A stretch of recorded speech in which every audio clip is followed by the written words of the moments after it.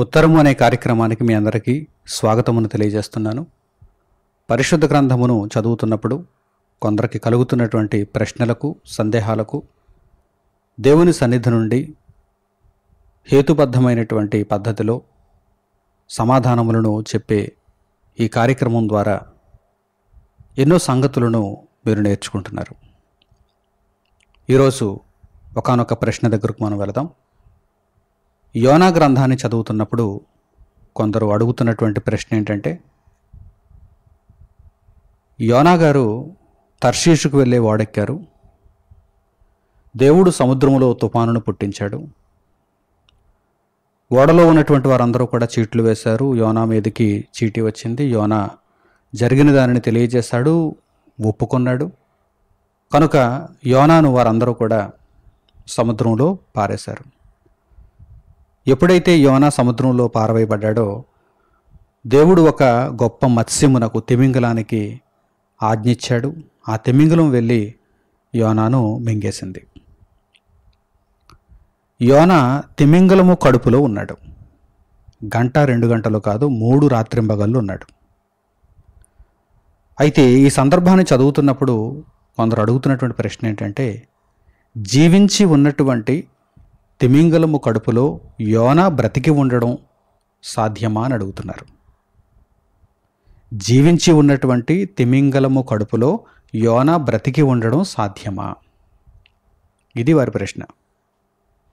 సాధ్యమేనని దేవుని గ్రంథము సెలవిచ్చింది. అయితే ఎవరికైనా సాధ్యమా? ఈరోజు మనం కూడా తిమింగలం కడుపులోనికి వెళ్ళి బ్రతికి ఉంటామో లేదో పరీక్షించుకోవచ్చా అంటే, దేవుడు ఇక్కడ జరిగినటువంటి ఈ సందర్భాన్ని ఏమంటున్నాడంటే సూచక క్రియ అంటున్నాడు.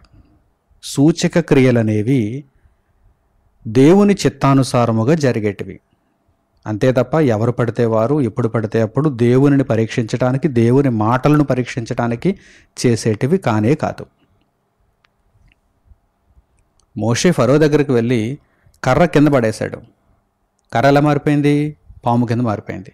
ఇప్పుడు మనం కూడా కర్ర కింద పడేస్తే కర్ర పాము కింద మారుతుందా? ఆలోచించండి. ఏటి నీళ్లను కొట్టాడు, నీళ్ళన్నీ ఎర్రగా రక్తంలా మారిపోయాయి. ఇప్పుడు మనం ఏటి నీళ్లను కొడితే నీళ్ళన్నీ ఎర్రగా రక్తంగా మారిపోతాయా? ఆ అవసరం ఉందా?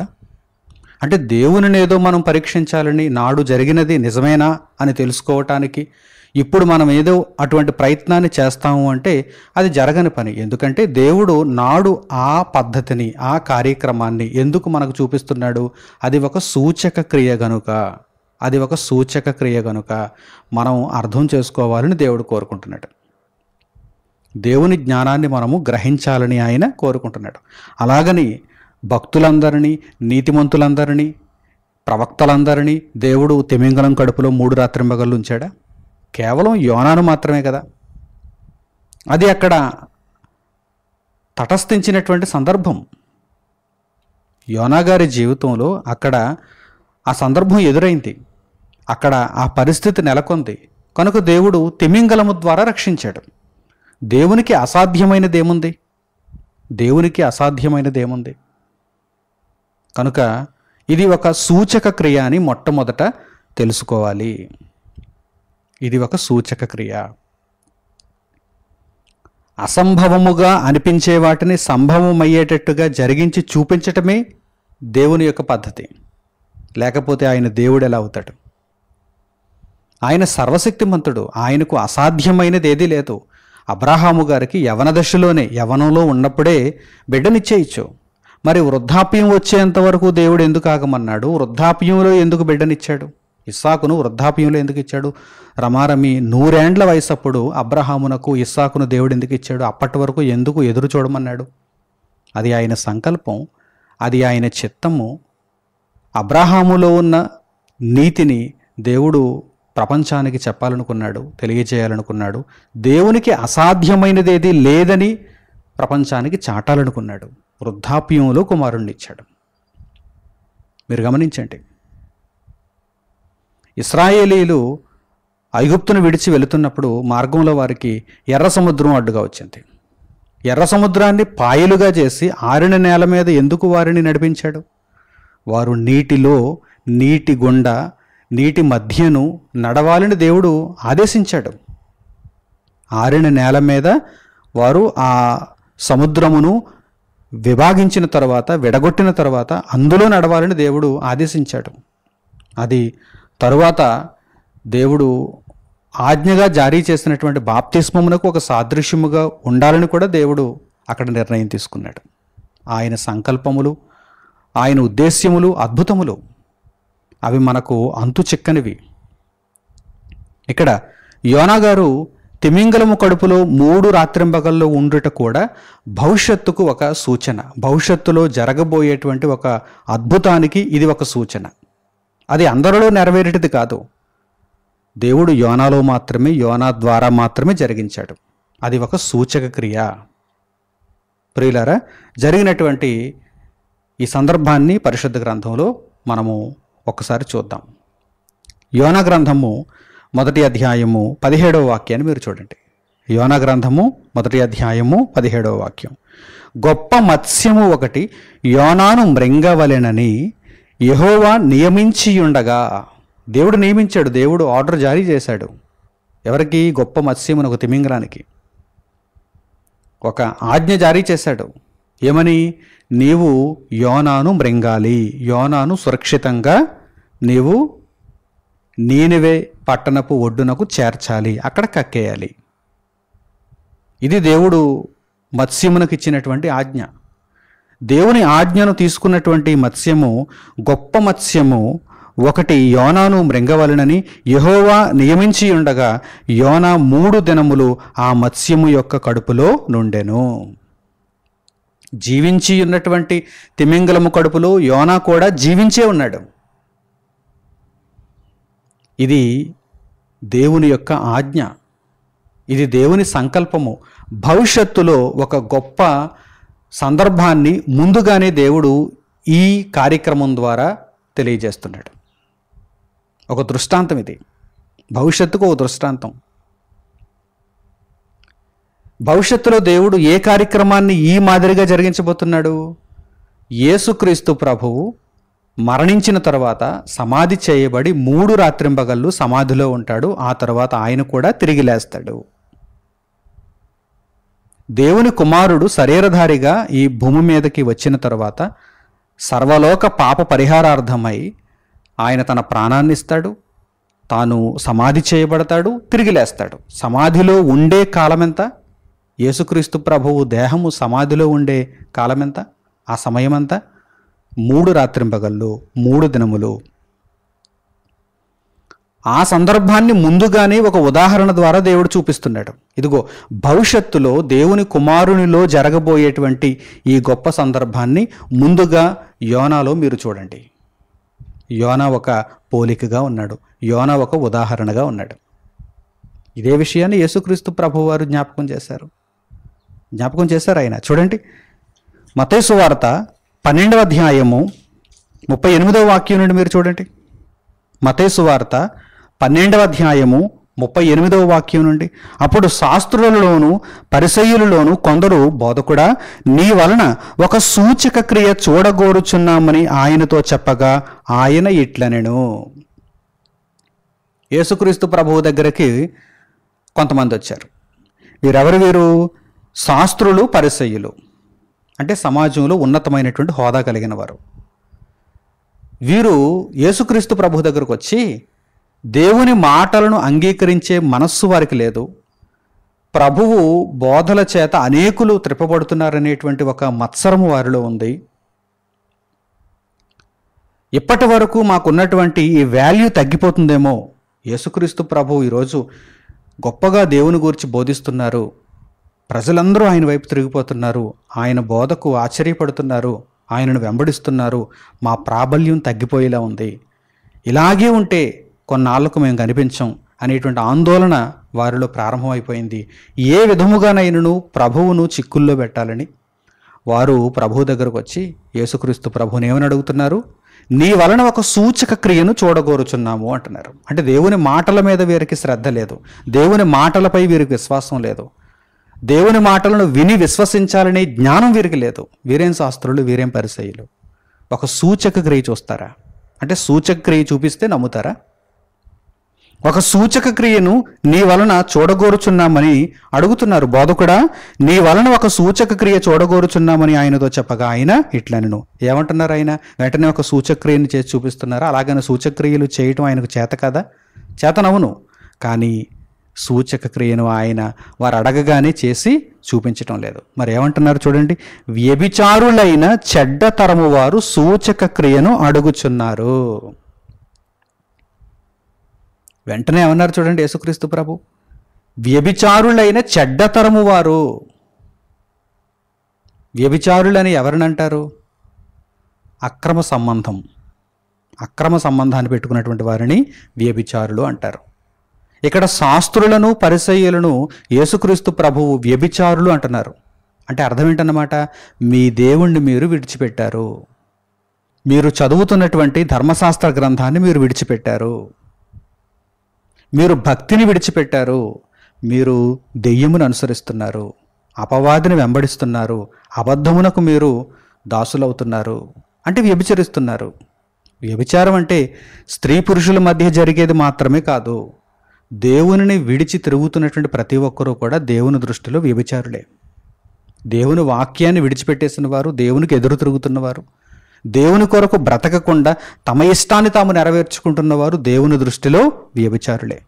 సత్యమును విడిచిన వారు, అక్రమమైనటువంటి అన్యాయమైనటువంటి మార్గములో వెళ్ళుచున్న ప్రతి ఒక్కరూ కూడా దేవుని దృష్టిలో వ్యభిచారులే. వీరు దేవుని వాక్యమును అంగీకరించకుండా సూచక క్రియలను చూడటానికి ఇష్టపడుతున్నారు. వెంటనే యేసుక్రీస్తు ప్రభువు వారి యొక్క మనస్తత్వాన్ని తెర మీద చూపిస్తున్నారు చూడండి. వ్యభిచారులైన చెడ్డ తరము వారు, వ్యభిచారులైన చెడ్డ తరము వారు ఏమడుగుతున్నారు? దేవుని వాక్యాన్ని అడగటం లేదు, దేవుని జ్ఞానాన్ని అడగటం లేదు, సూచక క్రియ అడుగుచున్నారు. అలాగని ఇంతకు మునుపు మీ కొరకు సూచక క్రియలేమి దేవుడు జరిగించలేదా? ఎప్పటి నుండి దేవుడు సూచక్రియలను జరిగిస్తున్నాడు? ఏనాటి నుండి దేవుడు సూచక్రియలను జరిగిస్తున్నాడు? ఆ సూచక క్రియలన్నీ జరిగినట్టుగా మీరు చేత పట్టినా, మీరు చదువుతున్నా, మీరు బోధిస్తున్నటువంటి గ్రంథాలలోనే ఉన్నాయి. మరి ఎందుకు సూచక్రియలు అడుగుతున్నారు? అంటే మీరు నమ్మనివారు, నమ్మిక లేనివారు. ఏమంటే శాస్త్రులు అనగానే, పరిసయ్యులు అనగానే వారి చేతుల్లో ఉన్నటువంటి ధర్మశాస్త్ర గ్రంథాలలో ఏ మాటలు ఉన్నాయి? ఇదిగో ప్రవక్తల గ్రంథాలు వారి చేతుల్లో ఉన్నాయి, మోషే ధర్మశాస్త్రం వారి చేతుల్లో ఉంది. మరి వారు చేతపట్టినటువంటి గ్రంథాలలో ఏమున్నాయి? దేవుడు జరిగించిన సూచక్రియలే ఉన్నాయి. ఏమండి, అబ్రహాము గారి దగ్గర దేవుడు గొప్ప అద్భుతాన్ని చూపించలేదా? ఇస్సాకు జీవితంలో, యాకోబు జీవితంలో, యోసేపు జీవితంలో, మోషే జీవితంలో దేవుడు ఎన్నెన్ని సూచక క్రియలు, అద్భుతాలు, మహత్కార్యాలను జరిగించాడు. వాటన్నింటితో గ్రంథాలు నిండిపోయి ఉన్నాయి కదా. వాటన్నింటినీ ఎల్లప్పుడూ చదువుతూనే ఉన్నారు. అందును బట్టే వీరు శాస్త్రులు, పరిసయ్యులు, ధర్మశాస్త్రోపదేశకులు అని పిలువబడుతున్నారు. మరి సూచక క్రియను మరలా ప్రత్యేకంగా అడుగుతున్నారేంటి? దేవుని యందు నమ్మిక ఉంచటానికి సూచక క్రియను మరలా ప్రత్యేకంగా అడుగుతున్నారేంటి? నీ వలన ఒక సూచక క్రియను చూడగోరుచున్నామని అడుగుతున్నారేంటి? అంటే గ్రంథంలో ఉన్నటువంటి సూచక క్రియలను వీరు అంగీకరించడం లేదా? కేవలం అలంకారప్రాయంగా చదువుతున్నారా? అలంకారప్రాయంగా బోధిస్తున్నారా? అంటే వీరు వ్యభిచారులు అన్నమాట. వ్యభిచారులైన చెడ్డ తరము వారు సూచక క్రియ అడుగుచున్నారు. యోనాను గూర్చిన సూచక క్రియను మీరు చదవలేదా? మీరు వినలేదా? మీరు ప్రకటించలేదా అని ప్రభువారు అక్కడ అడుగుతున్నారు చూడండి. ఆయన తర్వాతి మాటలను మీరు చూడండి. ప్రవక్త అయిన యోనాను గూర్చిన సూచక క్రియయే గాని మరి ఏ సూచక క్రియ అయినను వారికి అనుగ్రహింపబడదు. ప్రవక్త అయిన యోనాను గూర్చిన సూచక క్రియ ఏమిటా? సూచక క్రియ, దేవుడు ఒక మహామత్స్యమునకు ఆజ్ఞ ఇచ్చాడు. ఆ మహామత్స్యము యోనా ఎక్కడైతే పడవేయబడ్డాడో అక్కడికి వెళ్ళింది. ఆ సముద్రపు నీటిలో పడవేయబడినటువంటి యోనాను మృంగివేసింది, కడుపులో భద్రంగా ఉంచింది. దేవుడు కాపాడుతున్నాడు, ఆ మత్స్యాన్ని కాపాడుతున్నాడు, యోనాను కాపాడుతున్నాడు. అది సూచక క్రియ. ఆ సూచక క్రియను మీరు చదవండి, నేర్చుకోండి, అంగీకరించండి. మరలా సూచక క్రియను మీరు అడగవలసిన అవసరతే లేదు. యోనాను గూర్చిన సూచక క్రియ, ప్రవక్త అయిన యోనాను గూర్చిన సూచక క్రియే గాని మరి ఏ సూచక క్రియ అయినను వారికి అనుగ్రహింపబడదు. యోన 3 రాత్రింబగళ్ళు తిమింగలము కడుపులో ఎలాగుండెనో అలాగూ మనుష్య కుమారుడు 3 రాత్రింబగళ్ళు భూగర్భములో ఉండును. నిజంగా మీరు సూచక క్రియను మరలా చూద్దాం అనుకుంటున్నారా? మీ కళ్ళారా చూద్దాం అనుకుంటున్నారా? అయితే ఇదిగో మనుష్య కుమారుడు మీ అందరి కొరకు మరణిస్తాడు, సమాధి చేయబడతాడు, 3 రాత్రింబగళ్ళలో మరలా తిరిగి ఆయన లేస్తాడు. యోనాను గూర్చిన సూచక క్రియ మరలా మీకు మీ కళ్ళారా చూచేటువంటి అవకాశం లభిస్తోంది అని యేసుక్రీస్తు ప్రభువారు నాడు శాస్త్రులతోనూ పరిసయ్యులతోనూ చెప్పారు. కానీ వారు విన్నారా? వారు మారారా? లేదు. అందుచేతనే ప్రభువారు ఇంకా ఏమంటున్నారు చూడండి, నీనివే వారు, ఇంతకీ ఆ సూచక క్రియ ఆనాడు ఎందుకు జరిగింది? నీనివే పట్టణాన్ని రక్షించాలనేటువంటి ఉద్దేశం దేవునిలో ఉంది. నీనివే పట్టణానికి దేవుని వాక్యాన్ని ప్రకటింపజేయటానికి యోనాను ఇదిగో ఈ తిమింగలము ద్వారా ఆ ప్రాంతానికి దేవుడు పంపించాడు. యోనా నీనివే పట్టణానికి వెళ్ళనని మొండికేశాడు కదా, తర్షీషు వెళ్ళిపోతానన్నాడు కదా, కనుక దేవుడు ఈ తిమింగలము ద్వారా నీనివే పట్టణానికి రప్పించాడు. చూడండి, నీనివే వారు యోనా ప్రకటన విని మారు మనస్సు పొందిరి గనుక విమర్శ సమయమున నీనివే వారు ఈ తరము వారితో నిలువబడి వారి మీద నేరస్థాపన చేతురు. ఇదిగో యోనా కంటే గొప్పవాడు ఇక్కడ ఉన్నాడు అని యేసుక్రీస్తు ప్రభువును గూర్చి తెలియజేస్తున్నారు. కనుక ప్రశ్న అడుగుతున్న వారు జాగ్రత్తగా గమనించండి. అది ఒక సూచక క్రియ. బ్రతికి ఉన్న తిమింగలము కడుపులో జీవించి ఉన్నటువంటి యోనా ఇది సంభవమేనా అని అడుగుతున్నారు కదా, అది సూచక క్రియ. అంతకంటే మరో గొప్ప అద్భుతమైనటువంటి సూచక క్రియను యేసుక్రీస్తు ప్రభువు ద్వారా దేవుడు జరిగించాడు. యేసుక్రీస్తు ప్రభువు ద్వారా దేవుడు జరిగించిన సూచక్రియ ఏమిటి?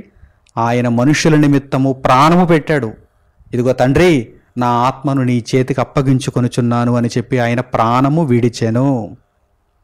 ప్రాణం పెట్టేశాడు ఆయన, సమాధి చేయబడ్డాడు ఆయన, 3 రాత్రింబగళ్ళలో మరలా తిరిగి లేచాడు ఆయన, సజీవుడై లేచాడు ఆయన. సజీవుడైన వానిని మీరు సమాధిలో ఎందుకు వెతుకుచున్నారు అని ఆ రోజు స్త్రీలను ప్రశ్నిస్తున్నారు. పరలోకము నుండి పంపబడినటువంటి దేవదూతలు స్త్రీలను ప్రశ్నిస్తున్నారు. సజీవుడైన వానిని మీరు సమాధిలో ఎందుకు వెతుకుతున్నారు? ఆయన సజీవుడయ్యాడు, ఆయన లేచి ఉన్నాడు. ఇప్పటి వరకు మృతులైనటువంటి వారందరూ కూడా సమాధులలో ఉన్నట్టుగా ఆయన సమాధిలో లేడు, ఆయన లేచి ఉన్నాడు. ఆయన ప్రథమ ఫలముగా లేచి ఉన్నాడు, క్రీస్తు ప్రథమ ఫలముగా లేచి ఉన్నాడు. ఇది యోనా గారి సూచక్రియ అంటే అద్భుతమైనటువంటి సూచక్రియ, ఎన్నో రెట్లు గొప్పదైనటువంటి సూచక్రియ. నిత్యత్వంలో ఆయన ప్రవేశించాడు, తండ్రి కుడిపార్శ్వమందు ఆయన కూర్చుండి ఉన్నాడు. ఇదిగో ఈరోజు మనకు కూడా ఆ సువార్త ప్రకటింపబడుతోంది. మనము కూడా మన పాపములను ఒప్పుకొని విడిచిపెట్టి యేసుక్రీస్తు ప్రభువు నామమున మనము పశ్చాత్తాపపడి మారు మనస్సు నుండి బాప్తిస్మము తీసుకొని దేవుని రాజ్యంలో చేర్చబడగలిగితే, ఆ రక్షణను దేవుని వాక్యములో నడుచుకుంటూ తుది వరకు మనము కాపాడుకొనగలిగితే మనము కూడా క్రీస్తు వలె తిరిగి లేపబడతాము. ఆ సూచక క్రియ మనలో కూడా నెరవేరుతుంది. సూచక క్రియ ఏమండి, ఈరోజు సముద్ర గర్భంలోనికి వెళ్ళి మరల తిరిగి రావటం లేదా మనుషులు? ఒకప్పుడైతే అది అసాధ్యం, ఇప్పుడు సాధ్యం. ఈ టెక్నాలజీ మారింది, మనుషులకే ఇవి సాధ్యమైపోతున్నప్పుడు దేవునికి సమస్తం సాధ్యం. ఈ సబ్మెరైన్లు ఈరోజు కొన్ని వందల మీటర్ల లోతుకు వెళ్ళిపోతున్నాయి, కిలోమీటర్ల వరకు కూడా లోతుకు వెళ్ళగలిగినటువంటి సబ్మెరైన్లు వచ్చేస్తాయి. సముద్ర మధ్య భాగంలోనికి వెళ్ళిపోతున్నాయి సబ్మెరైన్స్. మరి అందులో ఉన్నటువంటి మనుషులు జీవించే ఉంటున్నారు కదా. అలాగే ఒక సబ్మెరైన్ వలె ఈ తిమింగలము కూడా యోనా గారిని 3 రాత్రింబగళ్ళు తన కడుపులో దాచింది. నీనివే పట్టణానికి ప్రయాణమైంది, నీనివే పట్టణపు ఒడ్డున కక్కేసింది. ఆలోచించండి. బోరు బావిలో పడిపోతున్నారు కొంతమంది పిల్లలు, కొంతమంది మరణిస్తున్నారు, ఆక్సిజన్ అందక మరణిస్తున్నారు, కొంతమంది రక్షింపబడుతున్నారు. కొన్ని గంటలు, కొన్ని రోజులు కూడా ఆ బోరు బావిలో ఉండిపోతున్నారు, తరువాత వారు రక్షింపబడుతున్నారు. 12 గంటలు, 24 గంటలు, ఒక్కొక్కసారి 48 గంటలు ఆ బోరు బావిలో ఉండి వారికి దేవుడు ఇంకా కాలాన్ని పొడిగిస్తే సహాయక చర్యలు చేపట్టినటువంటి వారు చాలా ప్రయత్నాలు చేసిన తర్వాత అందులో నుండి సురక్షితంగా పిల్లలను బయటకు తీస్తున్నారు కదా. అంటే భూగర్భంలో వారు జీవించే ఉంటున్నారు కదా. ఇవన్నీ మనుషులకే సాధ్యమవుతున్నప్పుడు అంతకంటే గొప్పగా దేవుడు సమస్తమును సాధ్యపరచగలడు అని పరిశుద్ధ గ్రంథంలో వ్రాయబడి ఉన్నప్పుడు ఈ మాటలను నమ్మడానికి అవిశ్వాసం ఎందుకు? అవును, యోనా బ్రతికి ఉన్నటువంటి తిమింగలము కడుపులో జీవించి ఉన్నాడు. ఇది దేవుడు జరిగించిన సూచక క్రియ. ఇది భవిష్యత్తులో మరొక ఉన్నతమైనటువంటి కార్యమునకు ఇది ఉదాహరణగా కనిపిస్తోంది. ఆ ఉన్నతమైన కార్యం ఏమిటంటే యేసుక్రీస్తు ప్రభువు 3 రాత్రింబగళ్ళు సమాధిలో ఉండి తిరిగి లేచాడు. ఈరోజు మనకు కూడా ఈ విషయం పాఠాన్ని నేర్పిస్తోంది.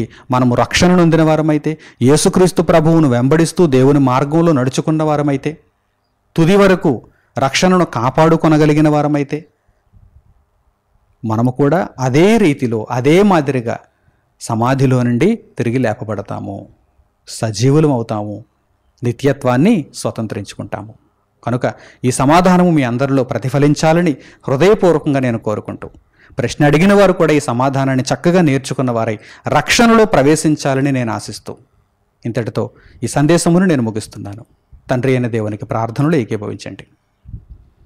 మహోన్నతుడును, మహాపరిశుద్ధుడును, మహాఘనుడునైన మా కన్న తండ్రి, మీ ఉన్నతమైనటువంటి ప్రేమ చేత పరిశుద్ధ గ్రంథంలో కొంతమందికి కలుగుతున్నటువంటి ప్రశ్నలకు అద్భుతమైనటువంటి సమాధానములను మీరు దయచేస్తున్నారు. మీరు అనుగ్రహించే ప్రతి సమాధానము ఆత్మను రక్షించేదిగా ఉంటుంది, హేతుబద్ధమైనదిగా ఉంటుంది, న్యాయమైనదిగా ఉంటుంది. కనుక తండ్రి, సత్యముతో కూడినటువంటి మీ జ్ఞానమును ధారావాహికముగా మాకు అనుగ్రహించుచు నిత్యత్వపు దిశగా మమ్మల్ని నడిపించుచున్నందులకు మీకు మా హృదయపూర్వకమైన కృతజ్ఞతాస్తుతులు తండ్రి. తిమింగలము కడుపులో యోనా 3 రాత్రింబగళ్ళు ఎలా ఉన్నారో అలాగునని మనుష్య కుమారుడు భూగర్భములో 3 రాత్రింబగళ్ళు ఉండి తిరిగి లేచారు. నాయన, అట్టి మాదిరిగా మేము కూడా ప్రభువునందు విశ్వాసం ఉంచిన వారమై తిరిగి లేస్తామనేటువంటి గొప్ప నమ్మకముతో, నిరీక్షణతో మీ కొరకు జీవించుచున్నాము. తండ్రి, ఈ సూచక క్రియను మాలో ప్రతిఫలింపచేసుకోవటానికి ఏమాత్రము విశ్వాసమును కోల్పోని వారముగా, మీ చిత్తానుసారముగా నడుచుకునే వారముగా ఉండటకు మమ్మల్ని అందరినీ దీవించమని మిమ్మల్ని హృదయపూర్వకంగా కోరుకుంటూ మా ప్రార్థనా మనవులను మా ప్రభువును మా రక్షకుడునైన యేసుక్రీస్తు వారి పేరిట మిమ్మల్ని వేడుకొనుచున్నాము తండ్రి. ఆమెన్.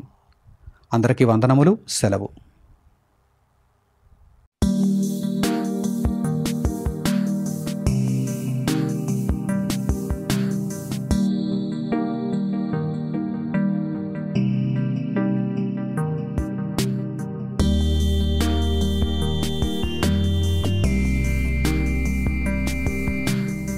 సహోదరులు మణికుమార్ గారు ప్రసంగించిన ఎన్నో ఆత్మ సంబంధమైన సంగతులను ఉచితముగా వీక్షించుటకు మా యూట్యూబ్ ఛానల్స్ ను తప్పక దర్శించండి. మా సమాచారమును ఎప్పటికప్పుడు తెలుసుకుని ఆత్మీయాభివృద్ధి నొందవలనంటే మా యూట్యూబ్ ఛానల్స్ ను సబ్స్క్రైబ్ చేసుకోండి. సత్వర నోటిఫికేషన్ల కొరకు సబ్స్క్రైబ్ బటన్ ప్రక్కనే ఉన్న బెల్ సింబల్ ను క్లిక్ చేయండి. మరిన్ని వివరములకు మీరు సంప్రదించవలసిన మా ఫోన్ నెంబర్స్ 8978414178 మరియు 8333927666. ధన్యవాదములు. ఈ కార్యక్రమమును అనేక మందికి పరిచయం చేయగలరని ఆశిస్తున్నాము. ప్రభువైన యేసుక్రీస్తు పేరిట మీకు శుభములు.